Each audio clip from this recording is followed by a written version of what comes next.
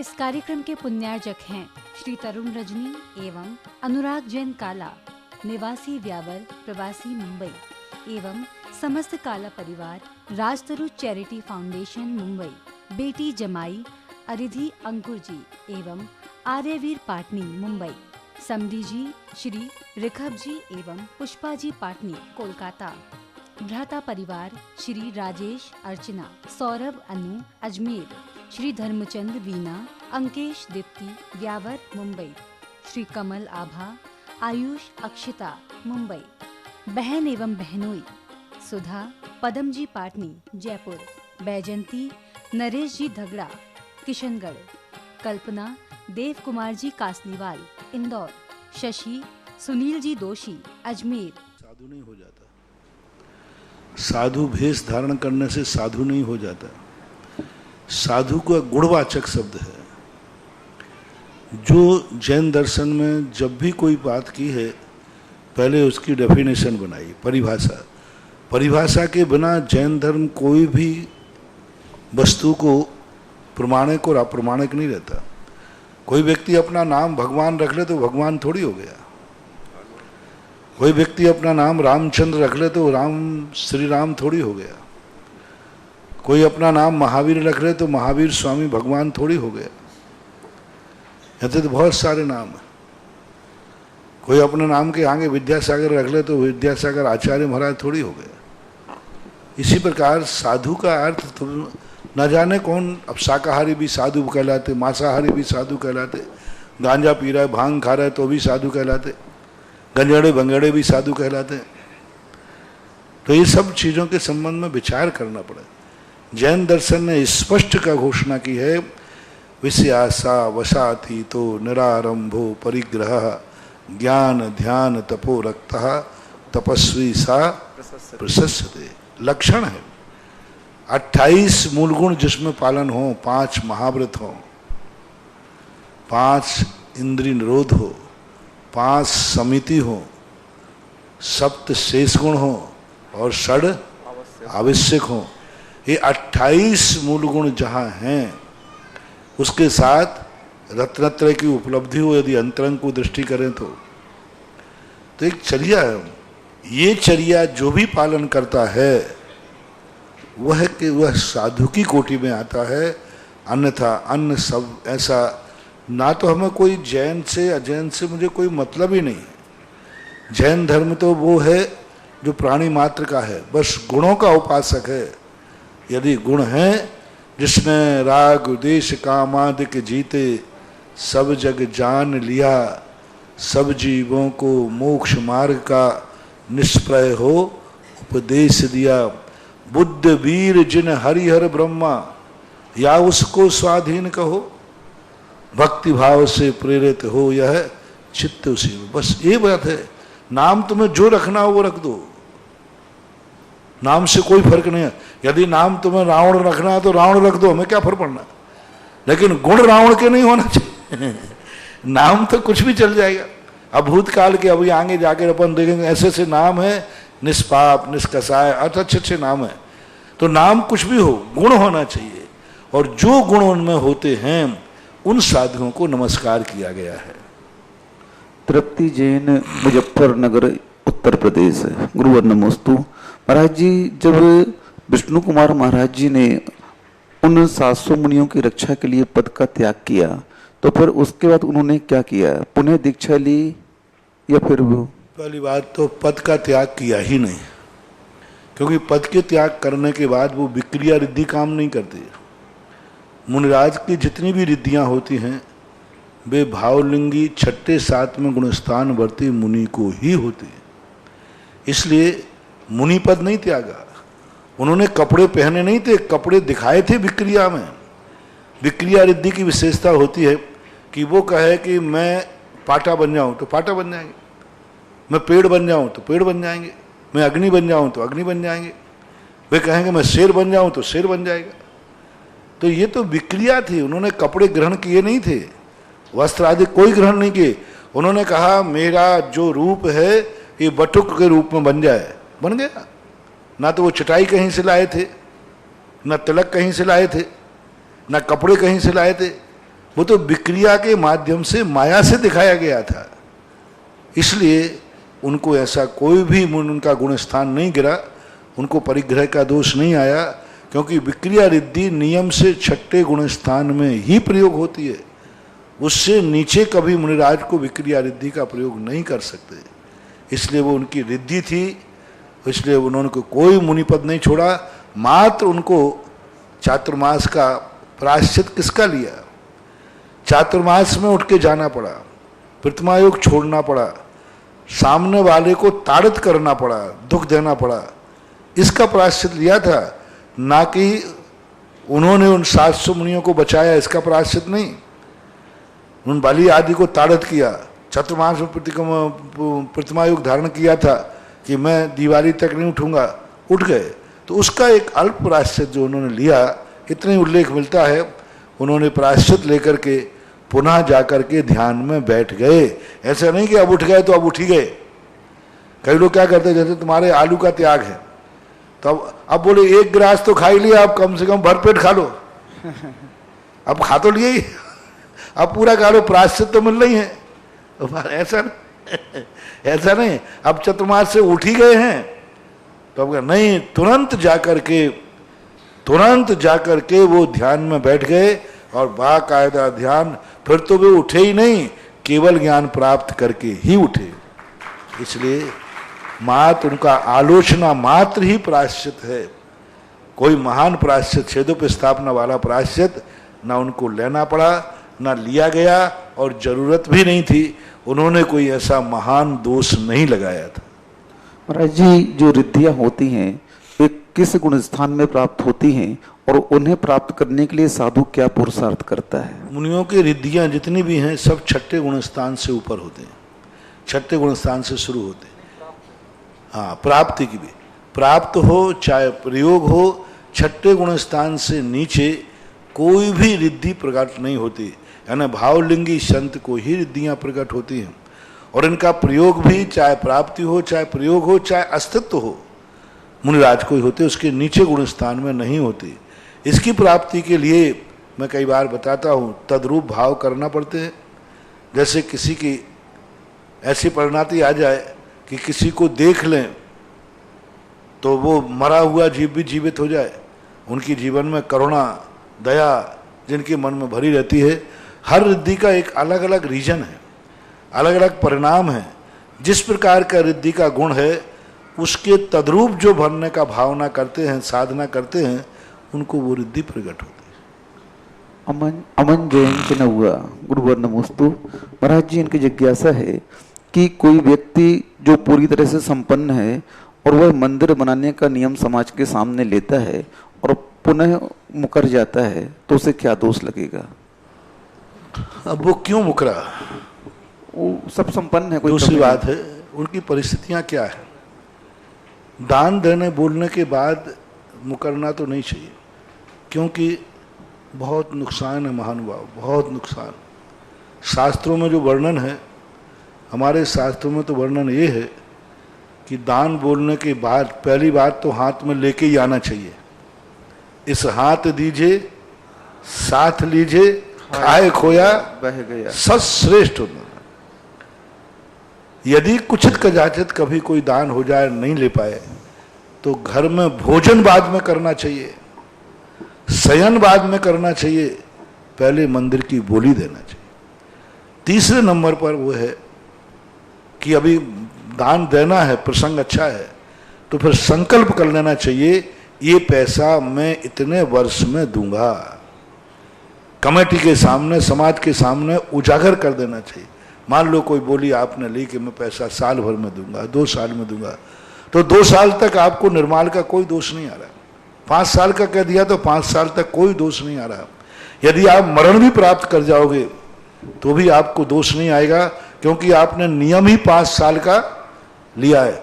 लेकिन 5 साल से एक दिन भी ज्यादा हो गया, उसी समय से रयन सार के अंदर 2 गाथाएं आई, नियम से नरक गति का ही बंद होता है। मंदिर की बोली संकल्प के बाद जो आपने सीमा बांधी है, उसके बाद यदि आपने नहीं दिया तो चाहे आप पूजा कर लो, चाहे पाठ कर लो, कुछ भी कर लो, नियम से नरक गति का ही आश्रय होता है। इसलिए कभी गलती नहीं करना। दान देते समय 3 बातें, तुरंत दो, घर जाके दो, या उसकी समय सीमा बांध लो। कभी कोई परिस्थिति ऐसी आ जाती, कुचित कदाचित कोई घटना दुर्घटना होती है, तो उसको समाज के सामने रखना चाहिए। भाई मैंने ये बोली ली थी, लेकिन अब मेरी परिस्थिति इस प्रकार की परिणति हो रही है। जैसे कई बार होता है कि एक संयुक्त परिवार बोली ले लेता है और बाद में वो अलग अलग हो जाते हैं भाई हो जाते हैं ना, तो दिक्कत। तो उसको समाज के सामने रखो, अपनी परिस्थिति रखो, पुनः समाज को निर्णय करने का मौका दो। समाज बैठेगी, मीटिंग बैठी, समाज को इतनी कसाई नहीं है, निर्दयी नहीं है, वो आपकी परिणति देखेगी कि वस्तुतः आपकी परिस्थिति अभी अनुकूल नहीं है, तो समाज फिर उसका बढ़ा देगी। कोई बात नहीं, आप इसको 2 साल और बढ़ा लीजिए, आप इसको इतना और बढ़ा लीजिए। समाज को फिर मौका तो दो। लेकिन तुम तो समर्थवान भी हो, दुनिया के पापों के लिए पैसा है, दुनिया के लिए पैसा है, अकेले बोली के लिए पैसा नहीं है, तो बंधु मत करना।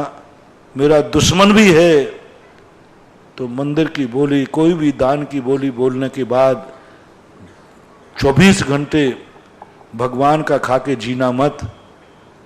दुनिया का खा लोगे तो भगवान के पास आके क्षमा हो जाएगा, और धर्म का ही खा लोगे तो कहाँ जाओगे।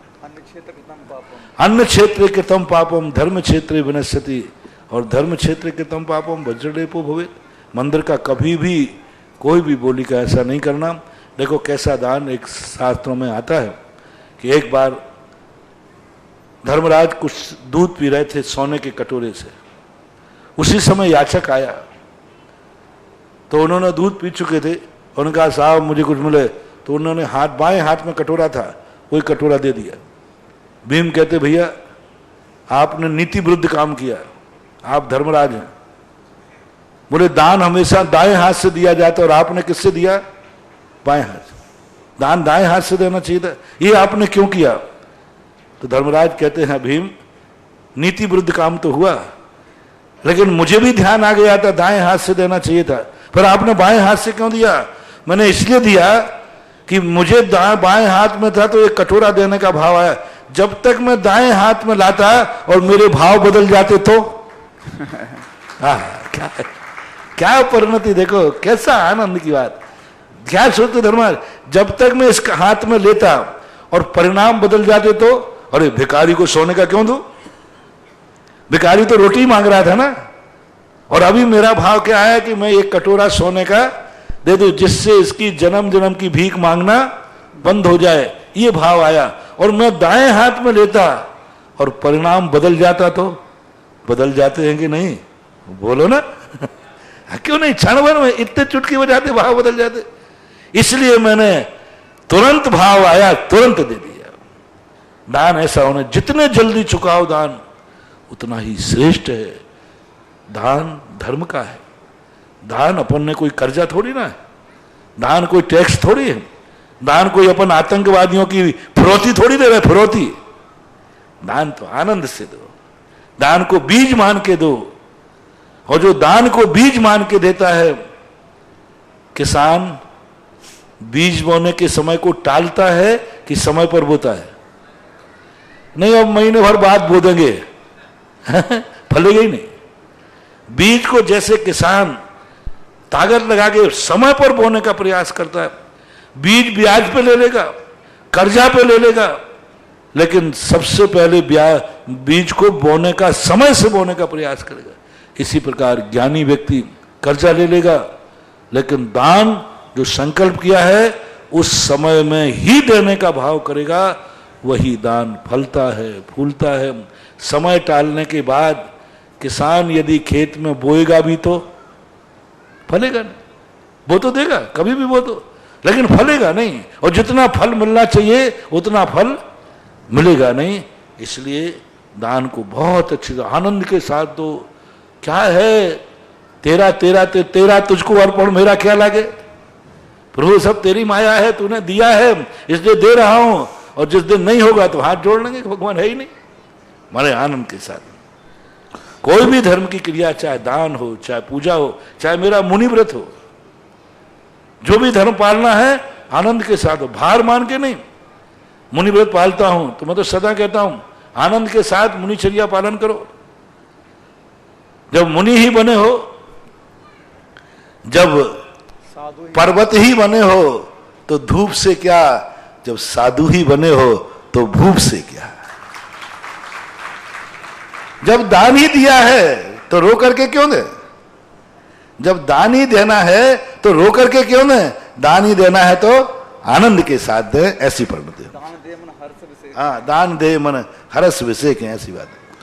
श्रीमती दीक्षा जैन सागर, गुरुवर नमोस्तु। महाराज जी, जब हम लोग घर से मंदिर जाते हैं तो कई लोग द्रव्य जेब में रख लेते हैं, कई लोग हाथ में रख लेते हैं, कई लोग कागज की पुड़िया बनाकर रख लेते हैं।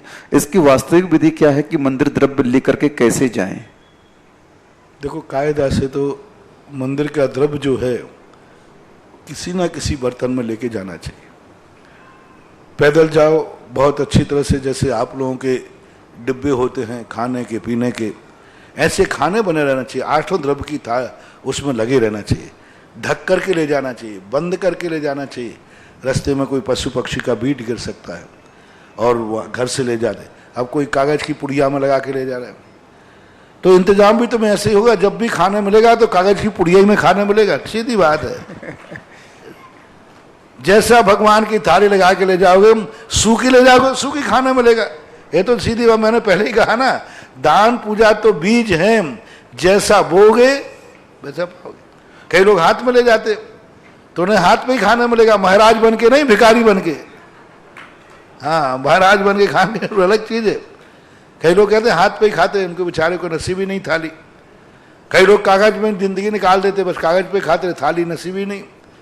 मंदिर का द्रव्य सम्मान के साथ, जो तुम्हारी शक्ति हो, चांदी का बनाओ, सोने का बनाओ। कब चांदी सोने के डिब्बे में थाल रख के ले जाऊंगा, द्रव्य रख के ले जाऊंगा, भगवान की पूजा करने जा रहा हूं।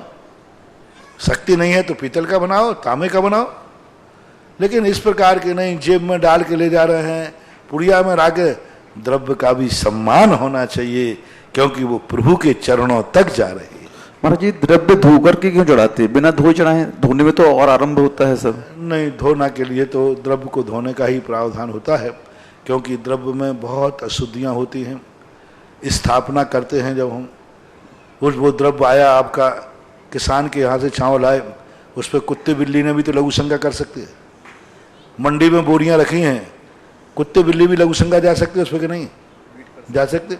कोई मांसाहारी ने उसी ढेरी पे बैठ के मांस खाया हो तो पता नहीं क्या क्या हो सकता है, कितना अशुद्ध हो सकता है। आप दुकान से तुम चावल लाए हो और चावल की बेड़ी में बिल्ली ने लघु शंका कर दी और वो अंदर चली गई, तो कुछ भी हो सकता है खुले किसान के। इसलिए धो लेना, चाहे खाने के लिए हो चाहे चढ़ाने के लिए हो। नियम से जैन दर्शन कहता है कोई भी वस्तु बिना धुली खाना ही नहीं चाहिए, बिना धुली चढ़ाना भी नहीं चाहिए। अब सूखे चावल तुम लोग सामान्य चढ़ाते हो तो उसका तो आगम में कोई उल्लेख मिलता नहीं, तो कम से कम जो अष्टद्रव्य से पूजा की जाती है उस द्रव्य को तो धो करके ही चढ़ाना चाहिए। मनीष जैन आगरा, गुरुवर नमोस्तु। महाराज जी, ये पूछ रहे हैं कि जैसे परिवार में सूतक हो गया, 13वीं में खाने जाना है और हमारा परिवार अलग भोजन बनाता है, तो क्या हम अपने भोजन घर में बना करके चले जा सकते हैं उस परिवार में? और परिवार ही है हमारा, और कई लोग ऐसे में बुरा मान जाते हैं।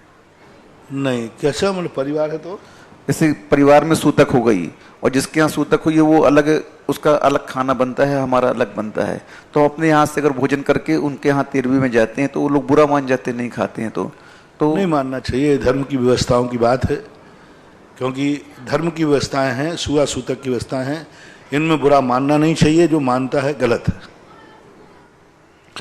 सुहानी जैन अजमेर, गुरुवर नमोस्तु। महाराज जी, इनकी जिज्ञासा है कि कोई अदर कास्ट का व्यक्ति अगर जैन धर्म की पुस्तक मांगता है तो उसे कौन से पुस्तक देना चाहिए? देखो, वो किस प्रकार का व्यक्ति है, इतना सहिष्णु है कि नहीं। अक्सर कर क्या है, हर पुस्तक में स्वयं का तो मंडन होगा, सामने वाले का खंडन होगा। मान लीजिए उसके वहाँ कोई उसके संबंध में कोई नेगेटिव लिखा रहा तो उसको आक्रोश तो नहीं आएगा, वो झगड़ा तो नहीं करेगा, क्योंकि हर संप्रदाय अपनी बात कहता है। अब तुम्हारे यहाँ भगवान को चढ़ाते हैं तो प्रसाद के रूप में नहीं खाते, अपवित्र मानते, वहाँ प्रसाद रूप मानते। अब कुछ में लिखा गया भगवान की चढ़ी हुई चीज खाना निर्माल है, पाप है, दुर्गति का कारण है, तो झगड़ा हो जाएगा कि नहीं? अब लिखा है अब भगवान की बात चढ़ी हुई चीज निर्माल है, उसको खाना नहीं चाहिए। अब वो सामने वाला कहेगा ये तो गलत है, हमारे प्रसाद का अपमान है, भगवान के यहाँ चढ़ा हुआ प्रसाद का अपमान है, तो वो झगड़ा हो सकता है। तो सबसे बड़ा चीज है विपक्ष को वही पढ़ सकता है जो इतना सहिष्णु हो कि नहीं ऐसी बात जैन धर्म के अनुसार ऐसी बात है तो जैन धर्म में ऐसी बात है। सबसे बड़ा कोई भी चीज देने के सहिष्णु, सामने वाले का नेचर क्या है, सहिष्णुता है कि नहीं। और उसमें एक दो बात बता देना चाहिए, भाई इसमें कोई आपके विरोध में, आपके धर्म के विरुद्ध में, आपकी मान्यताओं के विरुद्ध में कोई बात लिखी हो तो कृपया करके बुरा नहीं मानना। वो कहे कि नहीं मुझे कोई बुरा नहीं लगेगा, हर धर्म की अलग अलग बातें हैं, कोई बात नहीं। एक बार किसी व्यक्ति ने कहा, बोले महाराज जी दिवाली पर गणेश जी रख सकते कि नहीं रख सकते, लक्ष्मी जी की फोटो रख सकते कि नहीं रख सकते। तो मैंने कहा भाई आप लोग दिवाली पर महावीर स्वामी की फोटो रख सकते हो कि नहीं? बोले नहीं रख सकते। मैंने क्यों? बोले जैनियों के भगवान है। मैंने कि अब दूसरे क्या, अपने अपने बाप को बाप कहने में क्या आपत्ति है? अपने अपने बाप को बाप कहने में क्या आपत्ति है? भाई तुम महावीर स्वामी के नहीं रखते, लक्ष्मी जी की, गणेश जी की नहीं रखते। अब मस्जिद में कोई नमोकार मंद नहीं पढ़ता तो अपन कहें मस्जिद में नमोकार मंद क्यों नहीं पढ़ते? बोले तुम मंदिर में नवाज नहीं पढ़ते। तो ये सब अपने अपने संप्रदाय की बातों को लेकर के यदि कोई व्यक्ति है कि नहीं मैं जैन धर्म को जानना चाहता हूं तो पहले से उसके नेचर देखो, उसको ये बातें पहले से कह दो। यदि उसको बुरा नहीं लगता है तो कोई बात नहीं। हमने गोष्ठी की एक बार, सारे जैन अजैन लोगों को बुलाया कोटा के अंदर पहले को, क्योंकि उसमें कुछ बातें ऐसी थी जो एक दूसरे, तो मैंने उन्हीं विद्वानों ने पहले कह दिया पहले देख लेना यदि आपकी बुराई होगी तो सहन कर पाओगे कि नहीं। तो उन्होंने कहा करूंगा। तो मैंने कहा आ जाओ। हाँ, क्योंकि देखो विपरीत व्यक्ति के पास जाओगे तो कोई ना कोई चीज विपरीत मिल ही सकती है। इसलिए अमन जैन बागपत उत्तर प्रदेश से, गुरुवर नमोस्तु। महाराज जी ये पूछ रहे हैं कि जैसे घर में भक्तांबर जी डमोकार मंत्र का पाठ करते हैं तो उस समय चौकी में किस भगवान की फोटो रख सकते हैं क्या? गुरु भगवान की या तीर्थंकर भगवान की फोटो? फोटो प्रतीक रूप में रख सकते हो, पूज्य के रूप में नहीं। एक प्रतीक सिंबॉलिक कि ठीक है भाई भगवान की महाराज की फोटो रखी है तो रखने में कोई बाधा नहीं, लेकिन वो पूजनीय नहीं होगा। उसको अगरबत्ती लगाना, दीप लगाना, एक सिंबॉलिक जैसे घर में फोटो टांगते हैं ऐसे वहाँ चौकी पर रख सकते हो। जैसे अपन ने यहाँ चौकी देखो भगवान महाराजों की फोटो रख के रखी है, अब ये पूजनीय नहीं है, एक सिंबॉलिक है, एक आकार को बना कर रख लिया, एक स्मृति के लिए रख लिया, लेकिन पूजनीय नहीं है, वंदनीय नहीं है। दीपक भी अपन स्वाहा करके नहीं चढ़ा रहे हैं। ओम ह्रीम मोहांधकार विनाशनाय दीपम नृपामति, दीप प्रज्वलित कर रहे हैं, यानी एक मंगल के रूप में दीप लगा रहे हैं, पूजा का दीप नहीं है। यहाँ जो आप दीप प्रज्वलन करते हैं ये पूजा का दीप नहीं है, एक सगुन का दीप है, मांगलिक दीप है, ऐसा मानना चाहिए। श्रीमती अनीता जैन, हिसार, हरियाणा, गुरुवर नमोस्तु। महाराज जी इनकी जिज्ञासा है कि प्रवचन सार में कर्म का अर्थ रहस्य बताया है, तो रहस्य का अर्थ क्या होता है? रहस्य का अर्थ होता है जिसको हम कोई पहले से नहीं जान पाते, समझ में नहीं आता। अभी अपन अच्छे बैठे हैं, दो प्रकार का है, कई लोग सभी कर्मों को रहस्य बोलते हैं और कई स्थानों पर अंतराय कर्म को भी रहस्य बोलते हैं। हरि रज रहस्य विलीन सकल गे ज्ञायक तदपि निजा आनंद रसनीन सो जिनेन्द्र जयवंत नित हरि रज रहस्य विलीन।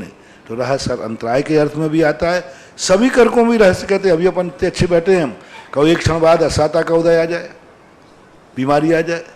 एक क्षण अच्छे बैठे हैं, कहो हार्ट अटैक हो जाए, एक क्षण बाद ऊपर चले जाए। कोई कहेगा अब भी 2 मिनट पहले तुम बात करके आया, होता है ना ऐसा, बोले 2 मिनट पहले तुम बात करके आया, वो चला गया। तो कर्मों का खेल है। रहस्य यानी जिनकी थाह सामान्य लोग नहीं ले पाते हैं उसको रहस्य भी बोलते हैं। अजय जैन, सुसारी, धार, मध्य प्रदेश, गुरुवर नमोस्तु। महाराज जी पूछ रहे हैं कि हमारे यहाँ मूल नायक में अभिषेक करते हैं तो पानी निकासी की जगह नहीं है, उसमें पानी रह आता है, तो हम लोग पांडुक शिला में भगवान को विराज करके छोटे भगवान को अभिषेक करते हैं। तो अब इनकी जिज्ञासा ये है कि क्या मूल नायक भगवान का अभिषेक करना आवश्यक है क्या? नहीं, कोई जरूर नहीं, कोई जरूर नहीं, क्योंकि बड़े बड़े भगवान होते हैं क्या, छोटे भगवान उठाना वहाँ से जरूरी नहीं। और भगवान को पांडुक शिला पर बैठाकर अभिषेक करना ही श्रेष्ठतम है, ऐसा शास्त्रों में वर्णन आता है। माघनंदी महाराज ने स्पष्ट उल्लेख किया, गादी के ऊपर अभिषेक नहीं होता, उनको आकर के पीठ पर स्थापित करो अलग से श्रीकार आदि लिख करके, तभी अभिषेक सही माना जाता है। अब बड़ी मूर्तियों को अपन नहीं उठाते हैं तो फिर संकल्प पूर्वक अभिषेक के समय उस वेदी को अपन पीठ बनाते हैं, पांडुक शिला बनाते हैं, तब कर सकते हैं, कोई बाधा नहीं है। आप छोटे भगवान पे कर लीजिए, और मूल नायक भगवान की साक्षी में करने पर, छोटे भगवान पे करने पर भी वो उन्हीं का ही माना जाएगा, ऐसा माना। राकेश जैन, सागर, मध्य प्रदेश। गुरुवर नमोस्तु। महाराज जी, पूजन का सही समय क्या है? पूजन का सही समय है सूर्य उदय होने के बाद, सूर्य अस्त होने के पहले, यानी जो पहला पहर होता है सूर्य उदय के लिए 3 घंटे तक का सही पहर माना जाता है। साधु की आहार चर्या का बेला का जो समय 8:30-9 बजे शुरू हो जाता है लगभग, उसके पहले पहले पूजा का समय माना है। यानी सूर्य उदय से लेकर 3 घंटे तक सही पूजा का समय है। उसके बाद फिर आहार चर्या का बेला का समय आता है, दान का प्रसंग आ जाता है, फिर सामायिक आदि सब आते हैं। बोलिए परम पूज्य जगत पूज्य मुनि पुंगव श्री सुधा सागर जी महाराज की। ऑनलाइन जिज्ञासा समाधान के पश्चात दूर दराज के श्रावक सृष्टि जो यहाँ पर आए हैं, उन सभी की जिज्ञासाओं का समाधान पाने के लिए गुरु चरणों में उनके आश्रित विराजित हैं। सभी का क्षेत्र कमेटी की ओर से हार्दिक स्वागत, आभार, अभिनंदन। परम पूज्य महाराज श्री, आप तो बड़े कृपालु हैं, दयालु हैं। सारी दुनिया जानती है आपको, बहुत अच्छे से पहचानती है, और आप हमेशा कहते हैं कि बीज उस खेत में बोना चाहिए जो उपजाऊ खेत होता है। बंजर भूमि को छोड़ करके उपजाऊ भूमि को बोना चाहिए, और जिससे कि फसल बहुत अच्छी प्राप्त हो, लाभ व्यक्ति को प्राप्त हो। तो ऐसा तपोदय तीर्थ क्षेत्र जो कि बिजोलिया क्षेत्र है, जो तप स्थली भी है, केवल ज्ञान स्थली भी है, तो ऐसे पार्षद भगवान की ये कौन सी महिमा है और ये कैसा खेत है कि जिस खेत में अगर हम फसल बोएंगे तो उससे हमें क्या लाभ अर्जित होगा? भगवान की जो पंच कल्याण की कोई भी स्थली हो, स्थली बनते ही वो अतिशय क्षेत्र के नाम से प्रसिद्ध हो जाती है। चाहे जन्म हो, 3 प्रकार के क्षेत्र होते हैं। एक क्षेत्र जो भगवान के निर्माण के बाद बनते हैं, उसको सिद्ध क्षेत्र बोलते हैं। एक वो जो भगवान के जीते जी बनते हैं, और एक वह है जो भक्त अपनी भक्ति से बनाते हैं। सर्वश्रेष्ठ क्षेत्र है सिद्ध क्षेत्र। द्वितीय क्षेत्र है जहाँ भगवान के पंच कल्याणक होते हैं, जहाँ विहार होता है, जहाँ उनकी समोषण लगते हैं। तीसरा क्षेत्र है जिसे भक्त बनाते हैं, भक्त अपनी भक्ति से बनाते हैं। जैसे चांदखेड़ी है, ये भक्तों का क्षेत्र है। और भी सुदर्शन आमा है, ज्ञानोदय है, पदमपुरा है, ये सब भक्तों की भक्ति से बनाए गए। अब भक्तों की भक्ति 2 प्रकार की, एक जमीन से भगवान निकल आते हैं, और एक लोग अपनी श्रद्धा भक्ति से धन लगा करके मंदिर बनाते हैं, वो तीर्थ क्षेत्र का रूप ले लेता है।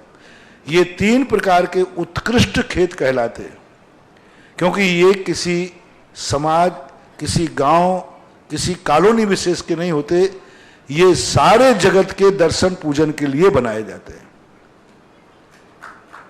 जो चीज बनाते समय ये ध्यान रखा जाए कि ये सारे भारत के लोगों के काम आएगा, सारी दुनिया लोग यहां पूजा करेगी, वे तीर्थ क्षेत्र कहलाते हैं। और जो अपनी कॉलोनी के हिसाब से बनाए जाते हैं, अपने गांव के हिसाब से बनाए जाते हैं, नित्य नियम पूजन पाठ के लिए कहे जाते हैं, वे तीर्थ नहीं कहलाते, वो मंदिर कहलाते हैं। जैसे आप लोगों के मंदिर में है, कोटा में मंदिर वगैरह में है ना, जैसे सब मंदिर, ये सब मंदिर है। जैसे तुम्हारी तलमंडी में है, तो सुरेश जी तलमंडी में है ना, तलमंडी में, तो ये सब मंदिर है, तीर्थ नहीं है। तीर्थ कौन कहलाएंगे? जो व्यापक होते हैं, जिसकी कोई सीमा नहीं है, जहां तीर्थयात्री लोग, मंदिरों में लोग तीर्थ यात्रा करने तीर्थयात्री नहीं आते, लेकिन तीर्थ क्षेत्रों पर आते हैं। तो जो जितना लाभदायक, दान देते समय सबसे पहले विचार करना चाहिए, दान कितना दिया, क्यों दिया, कैसे दिया, ये महत्वपूर्ण नहीं है, इस दान का कितने लोग उपयोग करेंगे, इस क्षेत्र पर कितने लोग उपयोग करेंगे। तो तीर्थ क्षेत्रों पर दिया हुआ दान अनंत अनंत गुना फलता है, क्योंकि तुम्हारे द्वारा बनाया मंदिर कितने लोग दर्शन करेंगे। एक कॉलोनी में आपने गृह चैत्यालय बनाया, उस गृह चैत्यालय में कितने लोग लाभ लेंगे, आपके परिवार के लोग, उतना पुण्य है। आपने कॉलोनी का मंदिर बनाया तो कितने लोग लाभ लेंगे, 100-200 लोग। अब तीर्थ क्षेत्र में आपने मंदिर बनाया, कितने लोग लाभ लेंगे, सारा भारत, सारा जगत। तो तीर्थ क्षेत्र का मंदिर बनाने का फल अपने आप में अनंत गुना होता है। वही मूर्ति एक चैत्यालय में बैठालना, वही मूर्ति गांव के मंदिर में बैठालना, और वही मूर्ति एक तीर्थ क्षेत्र पर बैठालना, जहां हजारों हजारों वर्षों तक हजारों लोग आएंगे, उसका फल अलग मिलता है। मूर्ति सब एक ही है, भगवान सब एक ही है, लेकिन उस मूर्ति का लाभ कितने लोग ले सकेंगे। इसलिए तीर्थ क्षेत्रों पर मंदिर बनाना, तीर्थ क्षेत्रों पर आपका मूर्ति बैठालना, ये बहुत बहुत बड़ा फल है। अब आपने कॉलोनी में धर्मशाला बनाई, उसका उपयोग कितने लोग करेंगे, ज्यादातर बारातों में काम आएगा। कॉलोनी में या आपके जो गांव में बनते हैं ना, वो शादी विवाह बारात में काम आते, कुछ के ज्यादा साधु संत आते। लेकिन तीर्थ क्षेत्रों पर धर्मशाला बनती है, किनके काम आती है, यात्रियों। 90% तीर्थ क्षेत्र शादी विवाह के काम नहीं आते, जो अच्छे तीर्थ क्षेत्र होते हैं, प्रायः भगवान के भक्तों के काम आएगा। तो एक गांव में, नगर में एक धर्मशाला बनाना शादी विवाह के काम आ रहा है, उसका लाभ उतना ही है एक सामाजिक। और एक तीर्थ क्षेत्र पर आपने धर्मशाला बनाई, कमरा बनाया, उसमें भगवान के भक्त ठहरेंगे कितने, एक दिन का मान लो, 2 व्यक्ति मान लें अपन, और वो धर्मशाला आपकी 100 साल रही, तो एक दिन के 2 तो 365 दूना, 365 दूना कितना हुआ, 600, 730, और 730 में 100 का गुणा कर दो। मान लो 100 साल धर्मशाला रह गई, तो 730 में 100 का गुणा किया कितना है, 73,000 लोगों को, भगवान के भक्तों को तुम्हारे एक कमरे ने शरण दी है। अब पारसनाथ के 73,000 भक्त तुम्हारे एक बनाए हुए कमरे में रुके हैं। 73,000 लोगों ने भगवान का दर्शन किया तुम्हारे कमरे में ठहर कर। 73,000 लोगों ने आपके लिए भक्ति की यहाँ करके, कितना बड़ा लाभ। अब तुमने गांव में धर्मशाला बनाई, कॉलोनी बनाई, उसमें कितनी बारातें हुई, उसमें कितने रात्रि भोजन हुए, कितनी बोतलें खुली, उस सबका निगेटिव पाप भी लगा लो, परसेंटेज दोनों तरफ मिलता है। तो हमेशा ध्यान देना चाहिए उपयोगिता के अनुसार से। हम जब कोटा के अंदर थे, एक छात्रावास, सामने छात्रावास से दादाबाड़ी में रुके थे, मैं वहां से शौच करके आ रहा था, एक लड़का उस कमरे के बाहर पैर पड़ रहा था, तो मैंने कही पागल मागल, तो मैंने कहा भैया मंदिर अंदर है। वो कह रहा महाराज नमस्ते, मुझे भी मालूम। और वो फोटो उतारा तो पाटिया लगा ना तुम्हारा, पाटिया दातार का, और पाटिया के पैर पड़ रहा था। मैंने कहा भैया क्या बात है, गजब। मैंने कहा भैया दिमाग तो ठीक है ना? अरे महाराज दिमाग ठीक नहीं है, इन दातार ने कमरा बनाया सेठ ने, इसी कमरे में रहकर मैंने 2 साल व्यतीत किए हैं, और आज मैं 10 लाख 25-15 लाख ऐसा पैकेज कमा रहा हूं, मेरा इसी कमरे की बदौलत है। मैं तो एक साधारण आदमी था, और उस कमरे के एक एक कमरे की कोने की फोटो ले रहा था। बोले महाराज मैं यहाँ टेबल लगा के बैठता था, यहाँ मैं सोता था। बाथरूम का लिया, बोले मैं बाथरूम में, इस बाथरूम में जाता था, नहाता था। और बोले क्या करोगे टेबल को? बोले मैं अपने ऑफिस में सजा के रखूंगा कि मेरी उस कमरे की बदौलत है जो मैं से आया। उसमें 3 बार मेरे भी इतने अच्छे से पैर नहीं पड़े बाद में, पर बाद में जब किसी ने बताया ये महाराज भी वही है, और वो तो फिर पैर पकड़ लिया, बोले महाराज, क्योंकि वो बाहर का था, बहुत दूर का कहेंगा, तो वो नहीं समझ पाया। और इतना देखो, अब एक कमरा आपने हॉस्टल में बनाया, कितने विद्यार्थी 100 साल तक एक कमरा चल गया मान लो, और उसमें 2 छात्र हुए, आप लगा लीजिए, यानी आपने 73,000 बच्चों के लिए जिंदगी दे दी। 73,000 बच्चों ने उसमें ज्ञान प्राप्त किया, अध्ययन किया, 6-6 घंटे 18-18 घंटे ने पढ़ाई की। उपयोगिता, हमेशा दान देते समय यह देखना है इसका उपयोग क्या है, क्या है, बस ये देख लिया करो। चाहे वो धर्मशाला हो, चाहे मंदिर हो, चाहे हॉस्टल हो, छात्रावास हो, ये लाभ देखना चाहिए। उस लाभ के अनुसार पुण्यबंध होता है। और ये तो जगत के सबसे प्रिय देवता, तीर्थंकरों में सबसे ज्यादा प्रिय दुनिया को कौन है? पार्श्वनाथ। हाँ, हमें सब मालूम है। जब 24 मिलती है तो पारसनाथ की बहुत डिमांड होती है, तो अपन भी थोड़ा आगे के रेट बढ़ा देता हूं मैं तुरंत। मैंने पारसनाथ का रेट अलग रहेगा, बोले लगा लो। लोग तो कहते कुछ भी बोली लगाओ, पारसनाथ मिलना चाहिए। तो मैं अन्य भगवानों से कहता हूं, भगवान आप में क्या कमी है? और पारसनाथ से पूछता हूं आपसे क्या? बोले मेरे से क्या पूछते हो, तो भक्तों से पूछो। आज संसार में सबसे ज्यादा मूर्ति कौन से भगवान की है? कुछ ना कुछ तो है। सारा संसार मूर्ख नहीं हो सकता, कुछ ना कुछ तो है। ऐसे पारसनाथ भगवान को जिस भूमि पर केवल ज्ञान हुआ हो, जिस भूमि पर तुम धरणैन पद्मावती को तुम मरते हो पूछते हो, वे धरणैन पद्मावती इसी स्थान पर आकर के पारसनाथ का संकट दूर किया। यानी भगवान के संकट मोचन कर, संकट दूर करने वाले देवता भी इसी भूमि पे आए थे। तो ये अपने आप में भूमि केवल ज्ञान स्थली होने से बहुत महत्वपूर्ण उपजाऊ खेत है, बहुत महत्वपूर्ण खेत है, इसमें कोई संदेह नहीं। बहुत सुंदर। जब पार्श्वनाथ के संकट दूर करने के लिए स्वर्ग से देवी देवता भी आ सकते हैं, तो श्रावकों के भी संकट दूर करने के लिए क्या पार्श्वनाथ स्थली पर नहीं आ सकते हैं?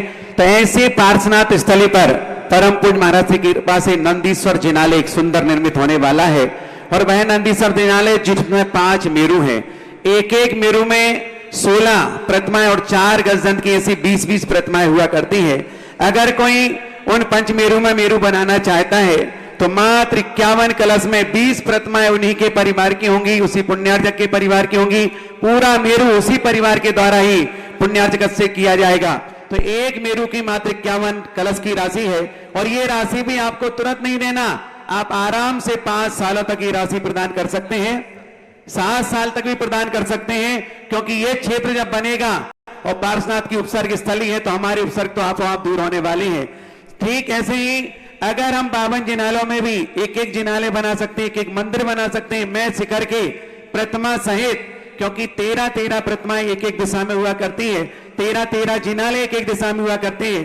तो ऐसे 52 जिनालों में भी अगर एक एक जिनाले बनाने की भावना आए तो प्रतिमा भी आपकी होगी, कमलासन भी आपका होगा, बेदी भी आपकी होगी, शिखर भी आपकी होगी। उसकी मात्र 25 कलश की राशियां हैं, जिसमें सीमित स्थान मात्र 52 है, उसमें भी कई बुक हो चुके हैं। और इससे भी छोटा और पुण्य कमाना चाहते हैं तो एक और सुंदर अवसर है सहस्त्रकूट जिनालय, जिसमें आप अगर बड़ा पुण्यार्जन कर सकते 51 इंच की प्रतिमा रखना चाहते हैं तो 5 कलश की राशि के माध्यम से हो सकती है। और छोटी प्रतिमाएं सहस्त्रकूट में विराजमान करना चाहते हैं तो एक एक कलश के माध्यम से भी पुण्यार्जन कर सकते हैं। बहुत सारे भक्त जब पूज्य महाराज के चरणों में जिज्ञासा समाधान सुनते, प्रवचन सुनते हैं, तत्क्षण उनके भाव जागृत होते हैं। आज भी बहुत सारे सहस्त्रकूट जिनालों की प्रतिमाएं Shrimati Santosh Jain, Manika Jain, Chandrika, Hemangi, Sanjeevani, Patparganj, Mother Dairy road, Delhi, जोरदार तालियों के साथ हम अदा करेंगे। Rajendra ji, Arvind ji, Virendra ji, Gaurav ji, Sadhana ji, Toongi oil mill Darshanoday, Ashok Nagarwal, Tingu oil mill Darshanoday परिवार, गुलाब चंद जी, निर्मल कुमार जी, मयंक, दर्शन, उर्मिल जी, ठग, बिजौलिया, इन्होंने भी एक प्रतिमा विराजमान करने की भावना भाई। सज्जन लाल जी, अमित जी, सुमित जी, अक्षत, अंशुल, बेबा, बेद परिवार, चेचू, चेची, बेगू निवासी, इन्होंने भी एक प्रतिमा विराजमान करने की भावना भाई। कस्तूर चंद, बंटू कुमार, यशवंत कमल, हर्षित जी, नंदलाल, सम्यक नमन, बेद परिवार, चेची, बेगू, इन्होंने भी। कैलाश चंद जी, बबली, महावीर, साधना, चंचल, दीपक जैन, कौशल परिवार, राजपुर, अशोकनगर, मध्य प्रदेश। श्रीमान रोहित जैन, समता जैन, अभिक, दुर्गापुरा, जयपुर, एक प्रतिमा। श्री मनीष जी, शशिकांत जी, निमिषा, किंचन, मनाली साई, अहमदाबाद। दुनिया के भक्त सुनते हैं और जैसे ही महाराज श्री कोई योजना यहां से घोषित करते हैं, तत्क्षण भावों के अपने भाव जागृत हो जाते हैं। मैं उपस्थित श्रावकों की जिज्ञासा में सबसे पहले हुक्म जी काका श्रावक शिविर के निर्देशक हैं और परम पूज्य महाराज जी के पुराने भक्तों में ऐसे श्रेष्ठ को आमंत्रित करता हूं। इसके बाद तैयार रहेंगे श्रीमती ज्योति जी जैन, निवार पहाड़ी। परम पूज्य निर्यापक श्रमण मुनि पुंगव 108 सुधा सागर जी महाराज के पवित्र पावन चरणों में त्रिकाल बार नमोस्तु नमोस्तु नमोस्तु। पूज्य महाराज श्री 3 सितंबर से इस पवित्र भूमि पर पर्युषण महापर्व के अवसर पर संस्कार शिविर का आयोजन होने जा रहा है। पूरे देश के कोने कोने से हजारों की संख्या में शिविरार्थी यहां आकर आपके सानिध्य में संस्कार ग्रहण करेंगे। किंतु महाराज जी, पूरे देश के जो सामान्य श्रावक हैं उनकी भी ये इच्छा है, उनकी भी ऐसी भावना है कि हम किस तरह के नियमों का पालन करें कि हमारा भी ये पर्व राज पर्युषण मनाना सार्थक हो जाए। ऐसे किस तरह के नियमों की पालना करें, किस तरह का हमारा आचरण। व्यक्ति को पर्व का दिन अपने परिवार ग्रस्तों के बीच में नहीं व्यतीत करना चाहिए। जहाँ वो साल भर रहता है वहीं पर पर्व के दिन में रहेगा तो उसकी परिणाम की वर्गणाओं का उतना बड़ा अच्छा प्रभाव नहीं पड़ता। इसलिए प्राचीन काल से परंपरा रही है कि पर्वों के दिनों में व्यक्ति अपने घर का त्याग करके जहाँ गुरुजन होते हैं, साधु संत होते हैं, उनके सानिध्य में जाकर के धर्म ध्यान करते हैं। गुरुजन नहीं मिलते हैं तो तीर्थ क्षेत्रों पर जाकर के धर्म ध्यान करते हैं। और यदि मान लीजिए नहीं जा सकते, सबसे बेटर तो वही है।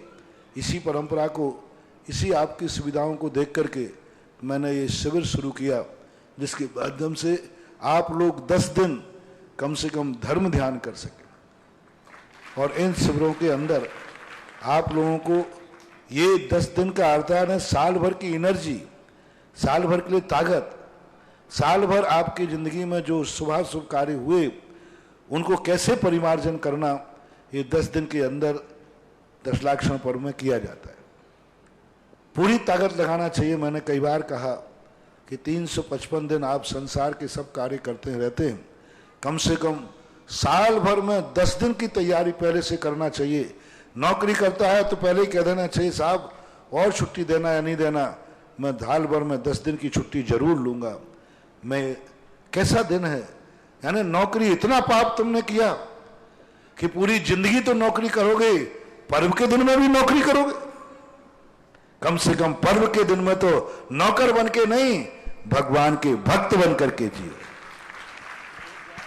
नसीब है किस्मत में कि भाई नौकरी करना ही है, तो कम से कम पर्व के दिनों में जो दूसरों की नौकरी नहीं करता वो एक दिन ऐसी सिद्धि प्राप्त करता है कि वो सेठ बनता है और उसके यहां दूसरे नौकर और काम करते हैं। पर्व के दिनों में नौकरी नहीं करना, कोई भी हो, छुट्टी पहले से हो, वेतन ही तो कटेगा और क्या होगा। 10 दिन की छुट्टी ना। व्यापारी लोगों को अपना धंधा पानी करना चाहिए। साल भर में इतना कमाओ, पहले से मानस बनाओ 10 दिन में व्यापार नहीं करूंगा, 10 लाख क्षण पर्व में पर्व के दिनों की कमाई नहीं खाऊंगा मैं। एक मजदूर भी अमावस्या की कमाई नहीं खाता। तुम तो बहुत सेठ हो। कम से कम पहले के जितने जैनी रहते थे, पहले से बोर्ड लग जाता दुकानों में, 10 दिन जिनको सामान लेना देना है ले लो, 10 लाख क्षण पर्व चालू हो रहे, व्यापार बंद रहेगा। तो ऐसी परंपराएं थी। पूरा व्यापार बंद नहीं कर पाते हैं तो कुछ आधे टाइम आने 12 बजे के बाद व्यापार खुलेगा। कुछ ना कुछ नियम तो होना ही चाहिए। तो जो लोग शिविर में नहीं आ पाए, तीर्थ क्षेत्रों पे नहीं जा पाते हैं, उनको घर में रह करके मैं हर साल 28 नियम बनाते हैं। इन 28 नियमों का आपको पालन करना चाहिए। ये नियम आपको व्हाट्सएप पे भेज दिए जाएं सब लोगों के लिए कि जो यहाँ नहीं आए, महिला पुरुष घर में रहते हैं, वे कैसे पालन करें। तो सबसे पहले तो यही करें, यदि आपको अनुकूलता हो तो 10 दिन बंद करके साधुओं के सानिध्य में चले जाओ। वहीं रहना है तो कम से कम ये तो नियम बना लो कि 12 बजे के पहले हम कोई व्यापार नहीं खोलेंगे, 12 बजे तक हम मंदिर में ही रहेंगे कार्यक्रम में। और रात्रि गाना जो कार्यक्रम हमारे होंगे उन कार्यक्रमों को समय यदि हो तो 5-10 मिनट में कुछ नियम ऐसे हैं, जैसे पहली बात 10 दिन का प्रमाण होना चाहिए। धर्म कार्य को छोड़कर हम 10 दिन घर से बाहर नहीं जाएंगे, घर में रहेंगे, अपना स्टेशन नहीं छोड़ेंगे धर्म कार्य को छोड़ करके। और शिविर में आ जाओ तो यहां से कम बाद में होटल में खाते हो, सब दुनिया में खाते हो, तो 10 दिन कम से कम घर में ही भोजन करेंगे। बाजार का कोई भी वस्तु हम बाजार में नहीं खाएंगे, ये होना चाहिए। चाय कॉफी का त्याग होना चाहिए। 10 दिन आप खूब साबुन लगाते जिंदगी में, कम से कम 10 दिन साबुन से मत नहाना, खड़िया मिट्टी से नहा लेना, हल्दी से नहा लेना। शिवरात्रि लोग यहाँ 10 दिन मिट्टी से नहाते हैं, ऐसे चिकने बाल हो जाते, मुलायम बाल। साबुन से नहाते नहाते तो तुम्हें चर्म रोग हो जाते हैं, और खड़िया मिट्टी से नहाओगे तो चर्म रोग होगा तो वो भी ठीक हो जाएगा, हो जाता है। 10 दिन आप 12 महीने हीरो बनकर घूमते हैं, कम से कम 10 दिन दाढ़ी बाल नहीं बनाना। चौथ के दिन डबल बना लेना, मैं चमड़ी के, जिससे 10 दिन तक आवे ही नहीं। हाँ, 10 दिन तो कम से कम पर्याय दृष्टि से ऊपर उठो। 10 दिन तो काय शरीर के प्रति मोह भाव छोड़ो। 10 दिन बाल दाढ़ी नहीं बनाना। 24 घंटों में कपड़ों का सीमित करना कि मैं 10 दिन में मां 4 जोड़ी कपड़ा पहनूंगा, 10 जोड़ में हम इतने जोड़ी कपड़ा पहनेगा, इससे ज्यादा नहीं पहनूंगा। प्रतिदिन पूजन अभिषेक करूंगा, स्वाध्याय पूजन धार्मिक कार्यों में सम्मिलित होंगे। प्रतिदिन कम से कम नवोकार मंत्र की या 10 लाख पर्व की एक माला फेरेंगे। नियम से 1 या 2 बार ही भोजन करेंगे। यदि अच्छा है कि 1 बार भोजन निकासन करें, दूसरी टाइम पानी नहीं बनता है तो 2 टाइम पानी भोजन करें, 1 टाइम बीच के पानी की छूट रखें, वो भी घर में, होटल में नहीं खाना। टीवी में कोई भी पिक्चर आदि धार्मिक कार्यों के अलावा हम टीवी में 10 दिन कुछ भी नहीं देखेंगे। 10 दिन पूरा ब्रह्मचर्य व्रत से रहेंगे। संभव हो सके तो जिस बेड पर आप सोते हैं उस बेड का त्याग करके चटाई या दरी बिछा करके अलग से शयन करें। जो बेड आपने साल भर उपयोग में लिया है 10 लाख क्षण पर्व में, उस बेड का त्याग कर देना चाहिए। रात्रि में सभी प्रकार के, कम से कम 10 दिन में सभी प्रकार का, 4 प्रकार के अन्न जल का त्याग करना चाहिए। कोई बीमारी आदि हो, औषधि हो, बात अलग है। चमड़े की कोई भी वस्तु का प्रयोग नहीं करना। विशेष परिस्थितियों में छोड़कर, धार्मिक कार्य को छोड़कर के हम 10 दिन बाहर नहीं जाएंगे, आउट ऑफ स्टेशन। भोजन के पहले अंत में 9 बार नमोकार मंत्र पढ़ना। भोजन में वनस्पति प्रयोग नहीं करना अथवा कम करना। हो सके आप लोग ग्रस्त हैं, हरि का प्रयोग ना करें, करें तो सीमित संकल्प कर लें, हम इतनी ही हरि भोजन में खाएंगे। कसाय आदि क्षमा भाव आदि रखना चाहिए, कसाय नहीं करना चाहिए। किसी की निंदा आलोचना नहीं करना।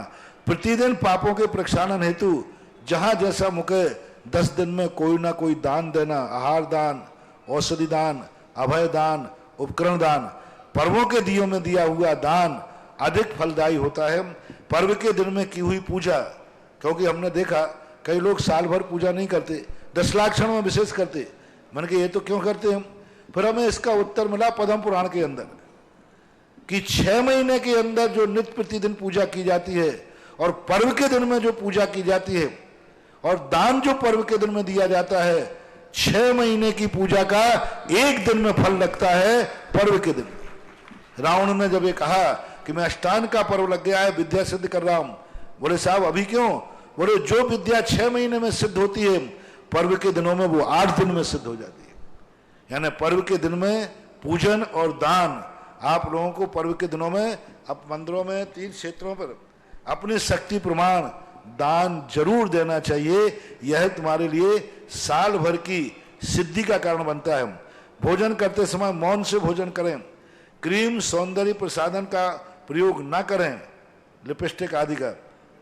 गुटखा नशीली वस्तुओं का सर्वथा त्याग करें। किसी एक स्तोत्र यानी प्रतिदिन भक्तांबर पाठ का स्तोत्र करें। शाम को प्रतिक्रमण आलोचना पाठ, कुछ भी नहीं आता है तो 10 दिन कम से कम शाम को मंदिर जी में या घर में आलोचना का पाठ करें। दुधल बेसन आदि न खावें, यानी दही के साथ दाल की वस्तु न खावें। और यदि कोई विशेष परिस्थिति ना हो, कोई विशेष ऐसा ना हो तो अंग्रेजी दवाइयों का भी प्रयोग ना करें। ये 28 नियम आप लोगों को बनाए गए हैं, इसका व्हाट्सएप कर दें, सभी लोग अपने घरों में रहने वाले महिला पुरुष का पालन करें।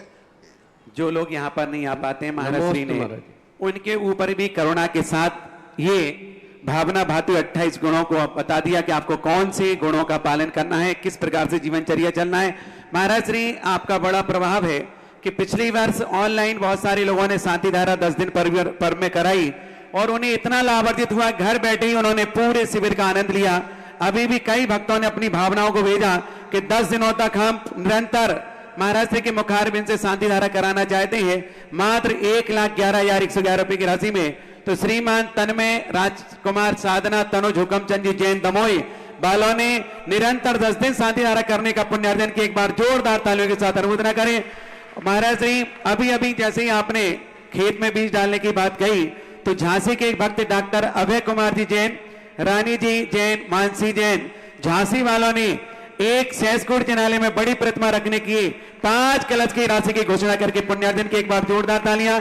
सहसगुड़ जिनालय के लिए कामनी सानिया आदि जैन बेंगलोर कर्नाटक एक प्रतिमा, आयरा समीरा प्रियंका इंद्रजीत पाटिल जैन बेलगांव कर्नाटक। देखो कर्नाटक मतलब कहां, दक्षिण भारत के लोग भी पुण्यार्जन करने में पीछे नहीं है। सुजाता दीपक लेंगड़े जैन बेलगांव कर्नाटक, कृष्ण जी जयप्रकाश जी अरविंद प्रखर विदित संयम अग्रवाल आर के कॉलोनी भीलवाड़ा, सुरेश कुमार जी, मनोज कुमार जी, प्रदीप जी, सिद्धार्थ तीर्थ ताथेड़िया सिंगोली मध्य प्रदेश। जोरदार तालियों के साथ अनुमोदन करेंगे। अगली जिज्ञासा श्रीमती ज्योति जैन निवार पहाड़ी, इसके बाद तैयार रहेंगे रोहित जैन महुआ। और किसी को शांति धारा लिखानी हो अपनी शांति धारा ऑनलाइन भेज सकते हैं।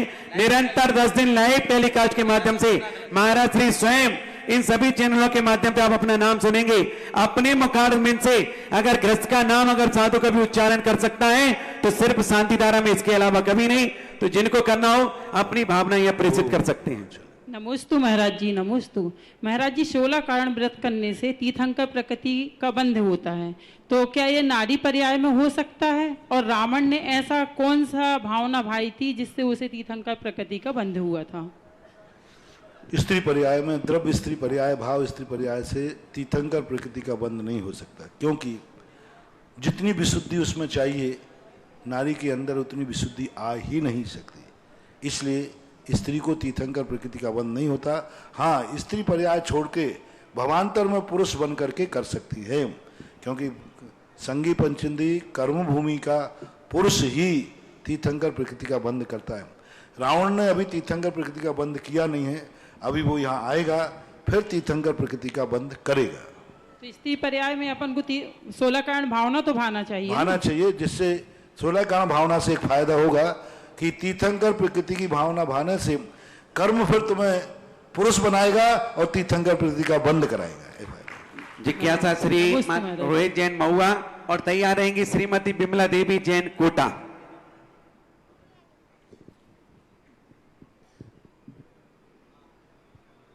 परम पूज्य महाराज श्री के चरणों में बारंबार नमोस्तु नमोस्तु नमोस्तु। महाराज श्री, मेरा क्वेश्चन यह है कि 12 भावनाओं में एक भावना है बोधि दुर्लभ भावना। बोधि दुर्लभ भावना में यह बताया गया है कि यह जीव अनादिकाल तक निगोद अवस्था में रहा, फिर इसने बहुत ही दुर्लभता से स्थावर पर्याय को प्राप्त किया। आप प्रश्न कीजिए सीधा। मेरा क्वेश्चन यह है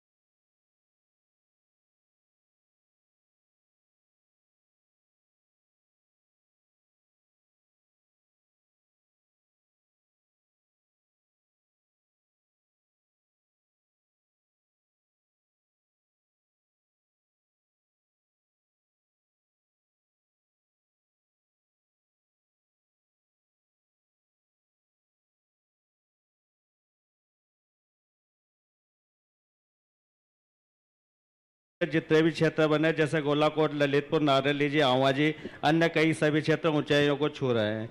सभी क्षेत्र दिन दूनी रात चौगनी तरक्की कर रहे हैं। एक एक सीढ़ी की जगह दो दो सीढ़ी एक साथ चढ़ रहे हैं, परंतु इंद्रगढ़ अति क्षेत्र एक एक सीढ़ी ऊपर चढ़ने के बजाय एक एक सीढ़ी नीचे उतर रहा है। तो क्या महाराज वहाँ भी संवेश शेखर जी की मिट्टी डालने की आवश्यकता है क्या?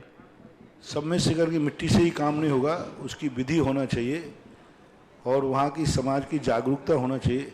मिट्टी डालने से कल्याण हो जाए तो सारी दुनिया का कल्याण हो जाए, उसकी एक विधि है। समाज में उत्साह होना चाहिए, भक्ति होना चाहिए, गुरुओं का सानिध्य होना चाहिए। ऐसे ही मिट्टी लाके नहीं डाला जाएगा, उसकी एक विधि होती है, उस विधि पूर्वक ही उसमें जागृति आती है।